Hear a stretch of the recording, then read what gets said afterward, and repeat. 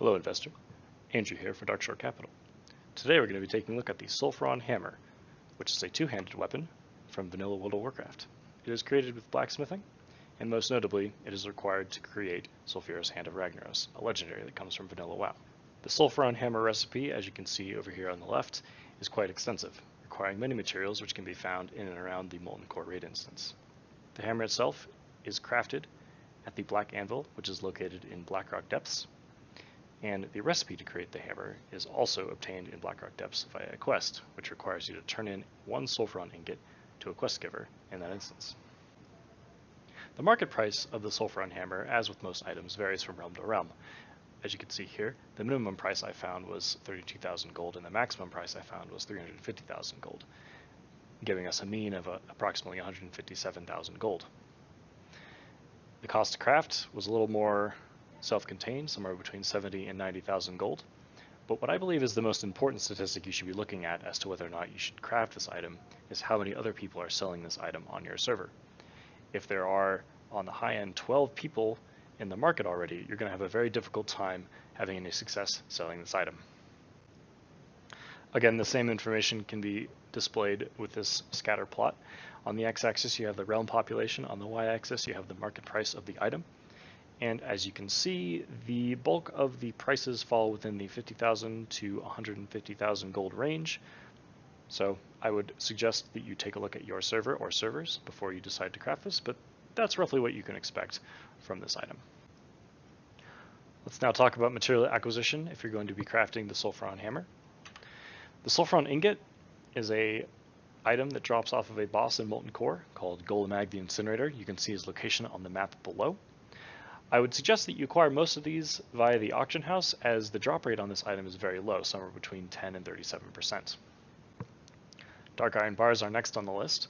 They are of course smelted by combining 8 dark iron ore into 1 dark iron bar. However, the recipe to do this is a bit hard to obtain. It is actually learned again in Blackrock Depths from a boss mob that after you bring 2-star rubies, 20 gold bars, and 10 true silver bars, he will teach you how to do this recipe. And then, if that wasn't complicated enough, of course, the dark iron ore must be smelted also within Blackrock Depths at the Black Forge, which is located just beyond that boss. Dark iron ore can be mined from nodes which appear in both Blackrock Depths and Molten Core.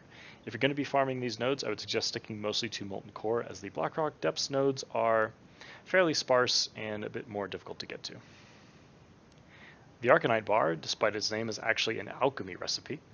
It is transmuted, and unlike other transmutes, does not have a daily cooldown anymore.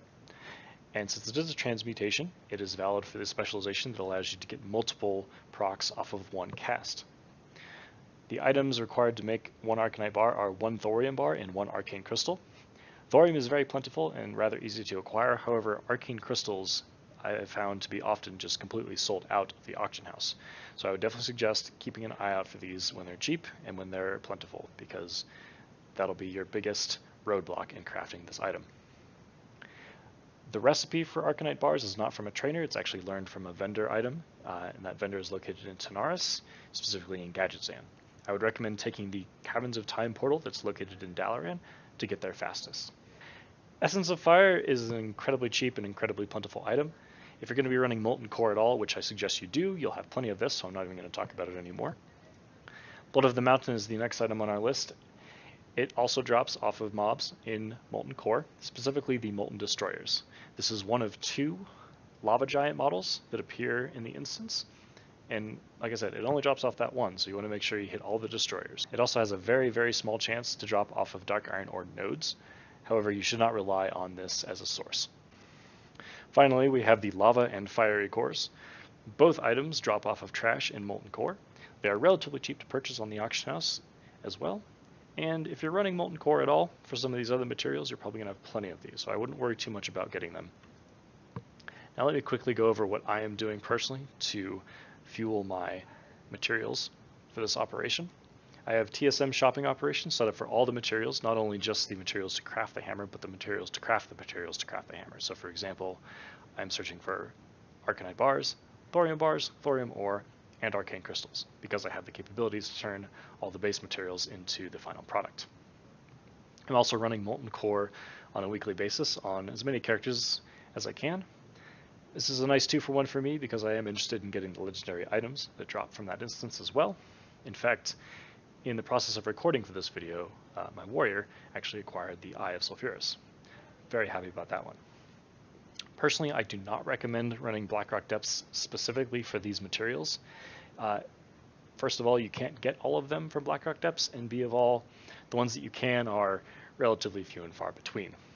Now, caveat to that, I do know that Blackrock Depths is pretty good for transmog runs, but that's not what this video is about, so we're going to leave that at that. I will admit that personally my own motivations for adding this particular weapon to my crafting portfolio are very much fueled by nostalgia and the massive amount of effort it takes to jump through all these different hoops to craft this item. There's an immense sense of satisfaction to me in completing all these tasks. If you have any questions about Sulfuron Hammer or any of my other gold making activities, please feel free to leave a comment on the YouTube video below. The slide deck for this video will also be linked in the description. And you can, of course, find me on Twitter, where I'm most active if you have any other questions or would simply like to give me some feedback. Until next time, my name is Andrew, here for Dark Shore Capital. Thank you for watching.